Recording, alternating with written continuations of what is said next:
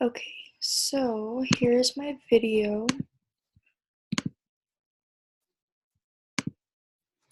Right here's my intro page. So for the first scenario, I chose the 3 different snippings. And the first one that we talk about is the quantum foam. Quantum foam is measured in yoctometers for standard notation, and 1 times 10 to the negative 35th power in meters for scientific notation. I have that marked down here under speed, miles per hour. For the second snipping, I discuss the Charon planet, and that was interesting to me because I compared that to Texas, and that is measured 1,200 kilometers in standard notation and 1.2 times 10 to the 6th power in meters in scientific notation. Oh, in scientific notation.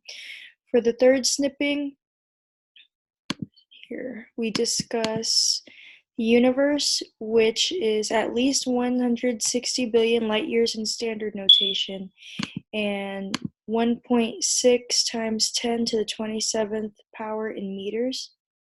So I'll just click on these to see conversion here. All right.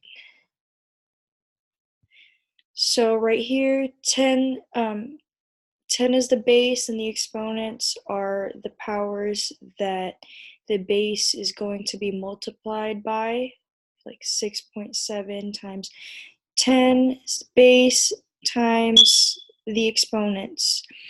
So these are measured in speed, miles per hour. And right here is a pie chart showing the percentages and correlations between all of the information I have in the data set, as well as here are the percentages of speeds of objects in our everyday world. Same title as over here. And this is just a bar graph. Unfortunately, I only have the Excel that comes with Office, so it does not convert the axis on the side.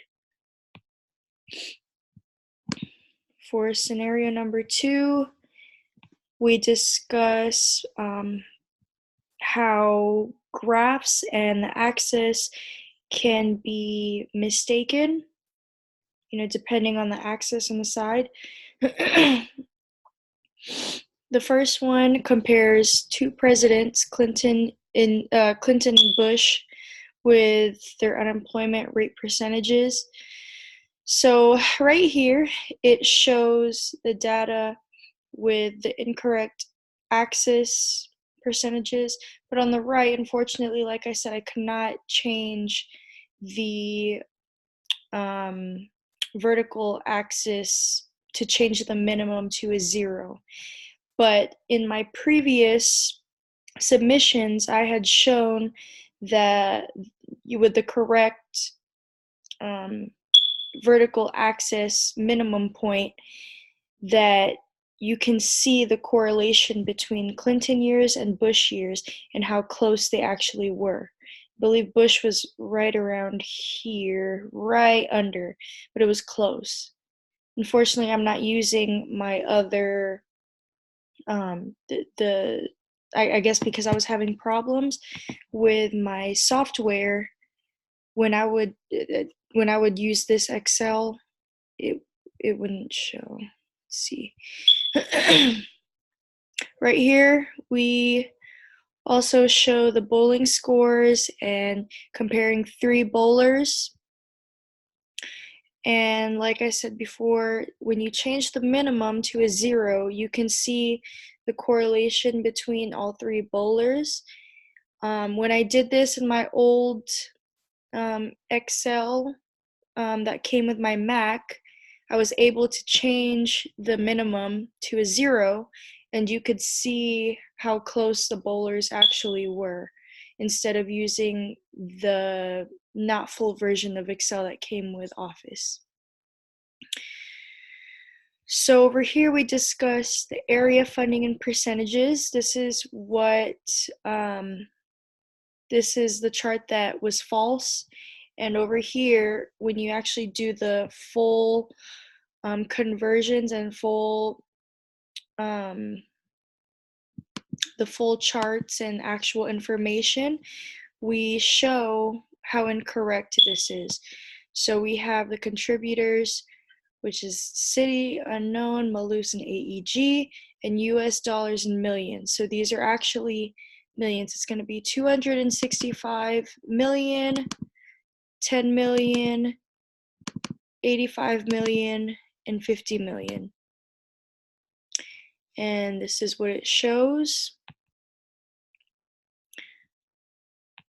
So right here, we are discussing the companies, and this is the false graph pie chart, and this is the correct pie chart that shows the correlation between all of the data.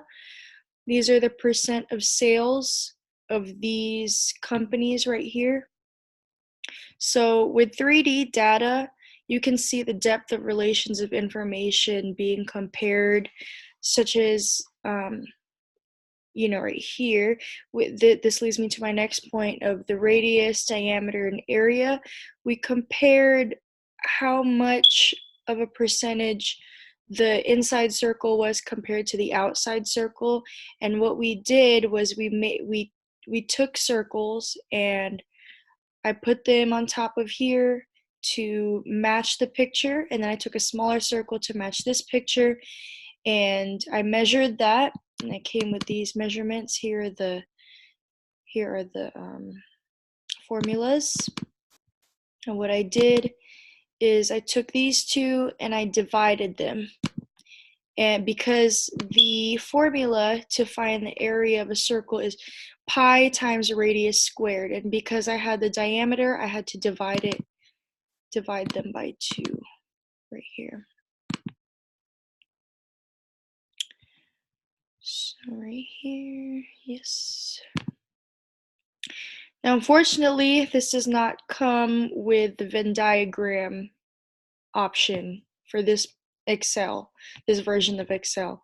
But right here, we discuss a number of percentage of population, number of Americans, percentage of Venn sections that my software does not provide, and we also discuss universal set. If I was to have the Venn diagram, I could show the universal set, but that is the number that is in the top left corner that shows the full amount of data. So if you were to measure 100 people, the universal set would be 100 people in the top left corner, and as the Venn diagram is being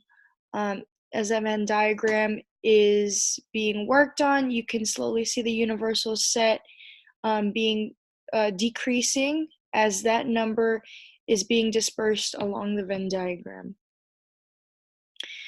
So right here we have the American population, and we take that from a website that shows the American population. Everybody's is different. These are the percentages. All right, this shows, Americans with either type 2 diabetes, who are obese or have high blood pressure, and there are different mixes between the three.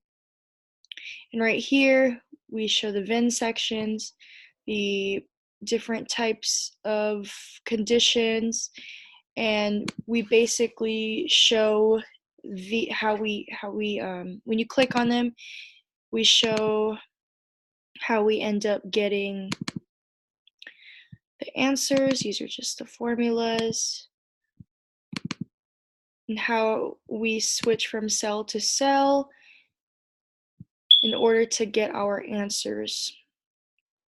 The last one is pretty interesting because you get to see, we get to get more hands-on about using the formulas and using them for different areas in the data set. So we discuss range, median, mean, standard deviation, and coefficient of variation, as well as the different data sets over here. And what I find interesting is that you can highlight these and then you click on whichever chart you want to do, and in this case these are scatter plots to see the correlations. Unfortunately, my version of Excel does not have trend lines, but you would be able to see the trend lines if you could over here. Also the conversion of accesses. The way we find our range, median, mean, and standard deviation and coefficient of variation is you click on it and you type in median and you highlight the data. Same with mean, and standard deviation is a little bit different because you click standard deviation and then you do that between the two cells. So it would be right here. Oh, coefficient of variation would be between the two cells. Standard deviation would be about here. And it goes the same for random mall shoppers. And down here, we discuss the different quartiles, as well as median, which also matches up here. Same thing with random mall shoppers. And we're just segregating and showing which is which. And right here, we have a box and whisker plot. Over here, we highlighted right here, and we went to the top of the screen, and there's a sort command, which comes in handy to set the data set from greatest to least, as well as, let's see, the average command would be for mean. Sorry, I forgot to mention that earlier, but average is mean, so that's why we have average as the command.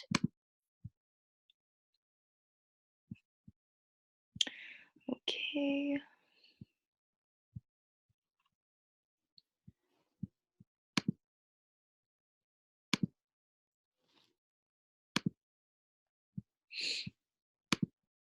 All right, and that is my video.